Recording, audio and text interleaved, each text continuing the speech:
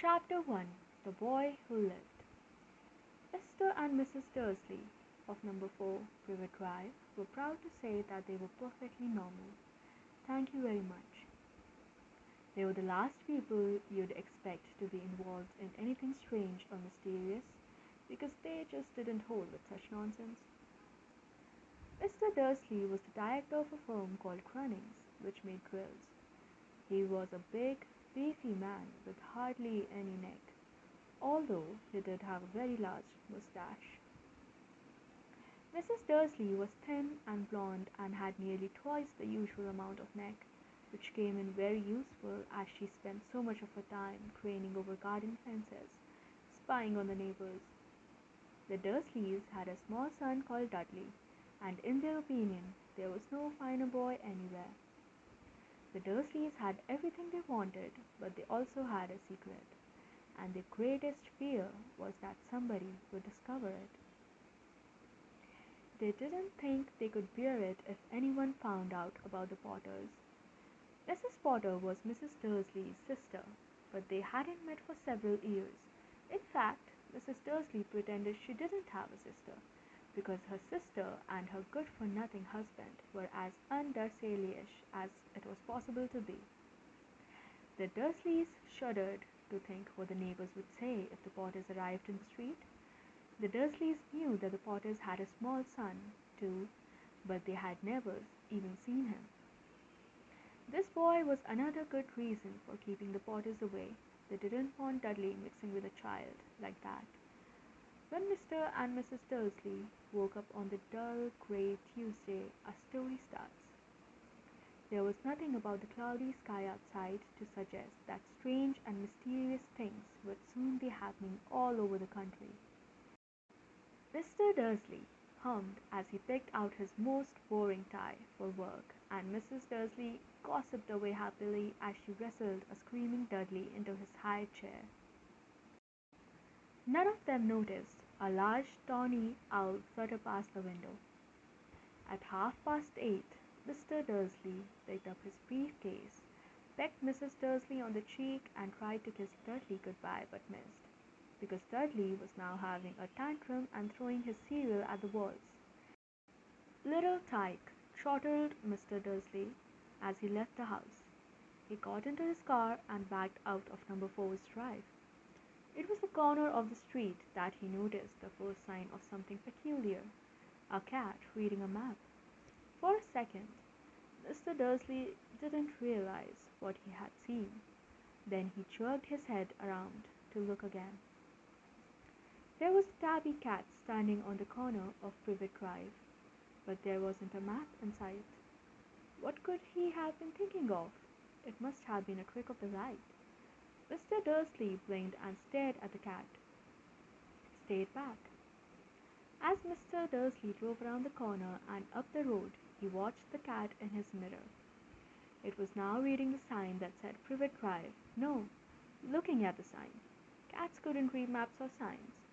Mr. Dursley gave him a little shake and put the cat out of his mind. As he drove towards town, he thought of nothing except a large order of grills he was hoping to get that day. But on the edge of town, grills were driven out of his mind by something else. As he sat in the usual morning traffic jam, he couldn't help noticing that there seemed to be a lot of strangely dressed people about. People in cloaks. Mr. Dursley couldn't bear people who dressed in funny clothes, the get-ups you saw on young people. He supposed this was some stupid new fashion. He drummed his finger on the steering wheel and his eyes fell on a huddle of these weirdos standing quite close by. They were whispering excitedly together. Mr. Dursley was enraged to see that a couple of them weren't young at all. Why, that man had to be older than he was and wearing an emerald green cloak. The nerve of him! But then it struck Mr. Dursley that this was probably some silly stunt. These people were obviously collecting for something. Yes, that would be it. The traffic moved on, and a few minutes later, Mr. Dursley arrived in the Grunnings car park, his mind back on the drills. Mr. Dursley always sat with his back to the window in his office on the ninth floor. If he hadn't, he might have found it harder to concentrate on drills that morning. He didn't see the owls swooping past in broad daylight, though people down in the street did. They pointed and gazed open-mouthed as owl after owl sped overhead. Most of them had never seen an owl even at night time. Mr. Dursley, however, had a perfectly normal owl-free morning. He yelled at 5 different people. He made several important telephone calls and shouted a bit more. He was in a very good mood until lunchtime, when he thought he'd stretch his legs and walk across the road to buy himself a bun from the baker's opposite. He'd forgotten all about the people in cloaks until he passed a group of them next to the baker's. He eyed them angrily as he passed. He didn't know why, but they made him uneasy. This lot were whispering excitedly too, and he couldn't see a single collecting tin. It was on his way back past them, clutching a large doughnut in a bag, that he caught a few words of what they were saying. "The Potters, that's right, that's what I heard." "Yes, their son, Harry." Mr. Dursley stopped dead. Fear flooded him. He looked back at the whisperers as if he wanted to say something to them, but thought better of it. He dashed back across the road, hurried up to his office, snapped at his secretary not to disturb him, seized his telephone, and had almost finished dialing his home number when he changed his mind. He put the receiver back down and stroked his mustache, thinking. No, he was being stupid. Potter wasn't such an unusual name. He was sure there were lots of people called Potter who had a son called Harry. Come to think of it, he wasn't even sure his nephew was called Harry. He had never even seen the boy. It might have been Harvey or Harold. There was no point in worrying Mrs. Dursley. She always got so upset at any mention of her sister. He didn't blame her. If he'd had a sister like that, but all the same, those people in clothes. He found it a lot harder to concentrate on drills that afternoon, and when he left the building at 5 o'clock, he was still so worried that he walked straight into someone just outside the door. "Sorry," he grunted as the tiny old man stumbled and almost fell. It was a few seconds before Mr. Dursley realized that the man was wearing a violet cloak. He didn't seem at all upset at being almost knocked to the ground. On the contrary, his face split into a wide smile, and he said in a squeaky voice that made passers-by stare, "Don't be sorry, my dear sir, for nothing could upset me today. Rejoice, for you know who has gone at last. Even mothers like yourself should be celebrating this happy, happy day." And the old man hugged Mr. Dursley around the middle and walked off. Mr. Dursley stood rooted to the spot. He had been hugged by a complete stranger. He also thought he had been called a muggle, whatever that was. He was rattled. He hurried to his car and set off home, hoping he was imagining things, which he had never hoped before, because he didn't approve of imagination. As he pulled into the driveway of number 4, the first thing he saw, and it didn't improve his mood, was the tabby cat he'd spotted that morning. It was now sitting on his garden wall. He was sure it was the same one. It had the same markings around its eyes. "Shoo!" said Mr. Dursley loudly. The cat didn't move. It just gave him a stern look. Was this normal cat behavior? Mr. Dursley wondered. Trying to pull himself together, he let himself into the house. He was still determined not to mention anything to his wife. Mrs. Dursley had had a nice normal day. She told him over dinner all about Mrs. Next Door's problem with her daughter and how Dudley had learned a new word. Shan't. Mr. Dursley tried to act normally when Dudley had been put to bed. He went into the living room in time to catch the last report on the evening news. And finally, bird watchers everywhere have reported that the nation's owls have been behaving very unusually today. Although owls normally hunt at night and are hardly ever seen in daylight, there have been hundreds of sightings of these birds flying in every direction since sunrise. Experts are unable to explain why the owls have suddenly changed their sleeping pattern. The newsreader allowed himself a grin. Most mysterious. And now over to Jim McGuffin with the weather. Going to be any more showers of owls tonight, Jim? Well, Ted, said the weatherman, I don't know about that.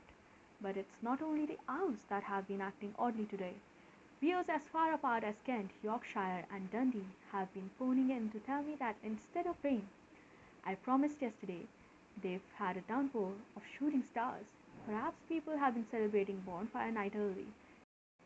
It's not until next week, folks, but I can promise a wet night tonight. Mr. Dursley sat frozen in his armchair. Shooting stars all over Britain, owls flying by daylight, mysterious people in cloaks all over the place, and a whisper about the Potters. Mrs. Dursley came into the living room carrying 2 cups of tea. It was no good. He'd have to say something to her. He cleared his throat nervously. Petunia, dear, you haven't heard from your sister lately, have you? As he had expected, Mrs. Dursley looked shocked and angry. After all, they normally pretended she didn't have a sister. No, she said sharply. Why? Funny stuff on the news, Mr. Dursley mumbled. Owls, shooting stars, and there were a lot of funny looking people in town today. So? Snapped Mrs. Dursley.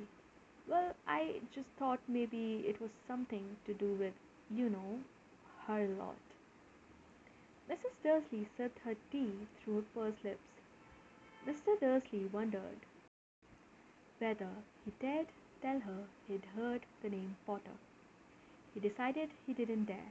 Instead, he said as casually as he could, Dear son, he'd be about Dudley's age now, wouldn't he? I suppose so, said Mrs. Dursley stiffly. What's his name again? Howard, isn't it? Harry. Nasty common name, if you ask me. Oh, yes, said Mr. Dursley, his heart sinking horribly. Yes, I quite agree. He didn't say another word on the subject as they went upstairs to bed. While Mrs. Dursley was in the bathroom, Mr. Dursley crept to the bedroom window and peered down into the front garden. The cat was still there. It was staring down Privet Drive, as though it was waiting for something. Was he imagining things? Could all this have anything to do with the Potters?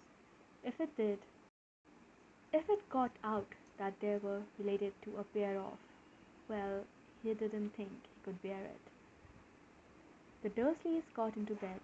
Mrs. Dursley fell asleep quickly, but Mr. Dursley lay awake, turning it all over in his mind. His last comforting thought before he fell asleep was that even if the Potters were involved, there was no reason for them to come near him and Mrs. Dursley. The Potters knew very well what he and Petunia thought about them and their kind. He couldn't see how he and Petunia could get mixed up in anything that might be going on. He yawned and turned over. It couldn't affect them. How very wrong he was. Mr. Dursley might have been drifting into an uneasy sleep, but the cat on the wall outside was showing no sign of sleepiness. It was sitting as still as a statue, its eyes fixed unblinkingly on the far corner of Privet Drive. It didn't so much as quiver when a cat door slammed in the next street, nor when 2 owls swooped overhead. In fact, it was nearly midnight before the cat moved at all. A man appeared on the corner the cat had been watching. Appeared so suddenly and silently you'd have thought he'd just popped out of the ground. The cat's tail twitched and its eyes narrowed. Nothing like this man had ever been seen in Privet Drive. He was tall, thin, and very old. Judging by the silver of his hair and beard, which were both long enough to tuck into his belt. He was wearing long robes, a purple cloak which swept the ground, and high-heeled buckled boots. His blue eyes were light, bright, and sparkling behind half-moon spectacles, and his nose was very long and crooked, as though it had been broken at least twice. This man's name was Albus Dumbledore. Albus Dumbledore didn't seem to realize that he had just arrived in a street where everything from his nails to his boots was unwelcome. He was busy rummaging in his cloak, looking for something, but he did seem to realize he was being watched because he looked up suddenly at the cat, which was still staring at him from the other end of the street. For some reason, the sight of the cat seemed to amuse him. He chuckled and muttered, "I should have known." He had found what he was looking for in his inside pocket. It seemed to be a silver cigarette lighter. He flicked it open, held it up in the air, and clicked it. The nearest street lamp went out with a little pop. He clicked it again. The next lamp flickered into darkness. 12 times he clicked the put-outer, until the only lights left in the whole street were two tiny pinpricks in the distance, which were the eyes of the cat watching him. If anyone looked out of their window now, even beady-eyed Mrs. Dursley, they wouldn't be able to see anything that was happening down on the pavement. Dumbledore slipped the put-outer back inside his cloak and set off down the street towards number 4, where he sat down on the wall next to the cat. He didn't look it, but after a moment he spoke to it. "Fancy seeing you, Professor McGonagall." He turned to smile at the tabby, but it had gone. Instead, he was smiling at a severe-looking woman who was wearing square glasses, exactly the shape of the markings the cat had around its eyes. She, too, was wearing a cloak, an emerald one. Her black hair was drawn into a tight bun. She looked distinctly ruffled.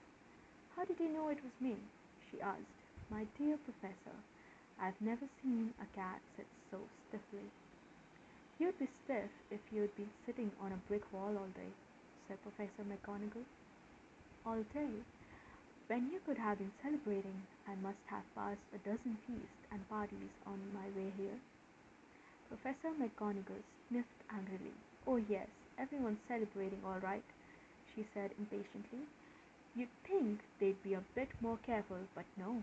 Even the Muggles have noticed something's going on. It was on their news." She jerked her head back at the Dursleys' dark living room window. "I heard it. Flocks of owls, shooting stars. Well, they're not completely stupid. They were bound to notice something. Shooting stars down in Kent, I'll bet that was Daedalus Diggle.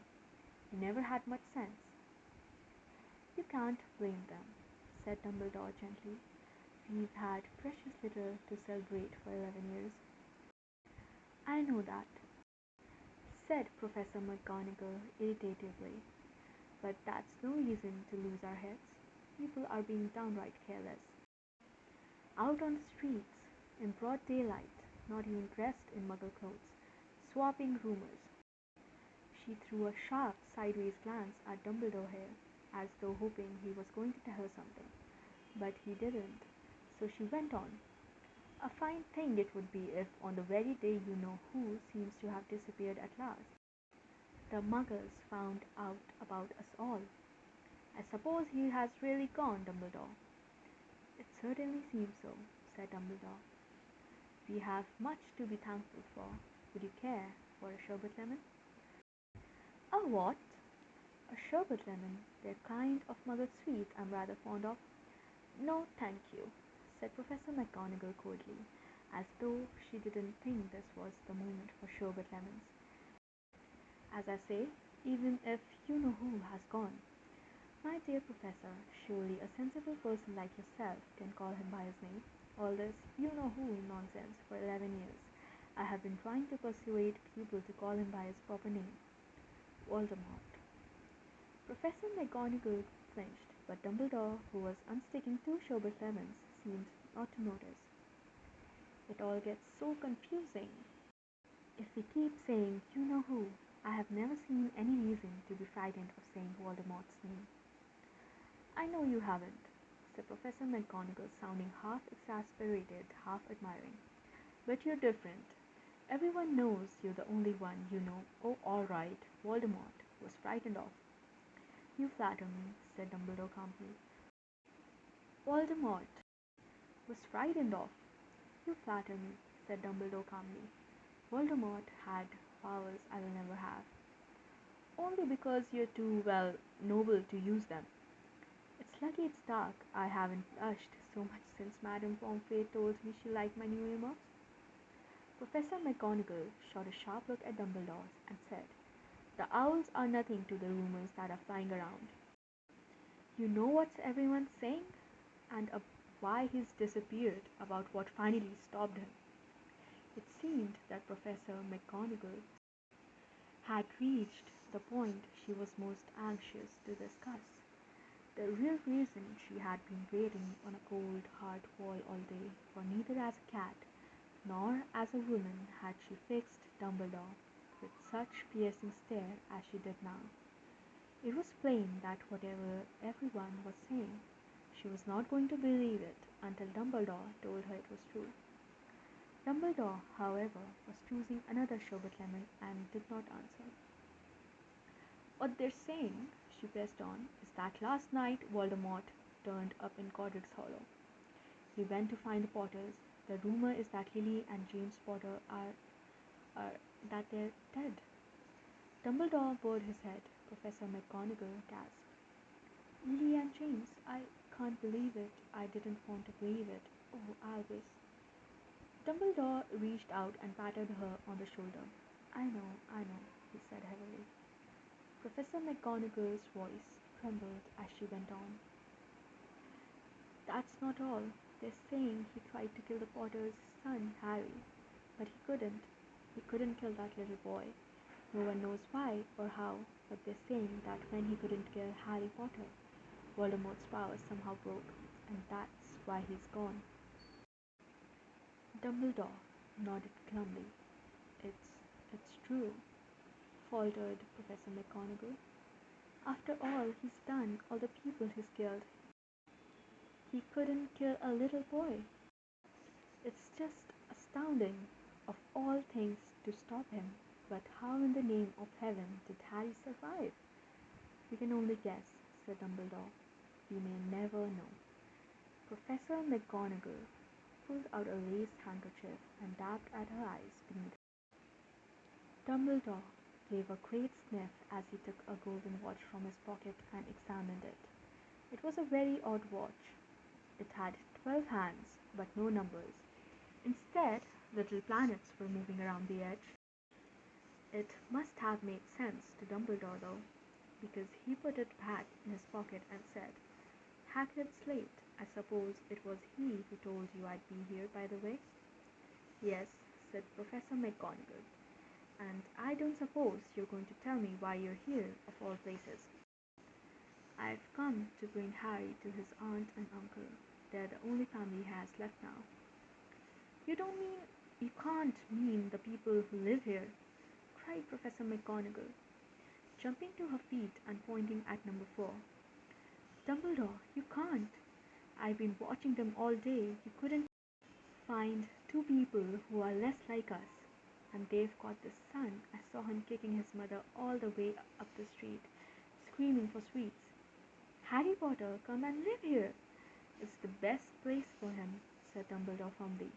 His aunt and uncle will be able to explain everything to him when he's older. I've written them a letter. A letter, repeated Professor McGonagall faintly, sitting back down on the wall. Really, Dumbledore? You think you can explain all this in a letter? These people will never understand him. He'll be famous, a legend. I wouldn't be surprised if today was known as Harry Potter Day in future. There will be books written about Harry. Every child in our world will know his name.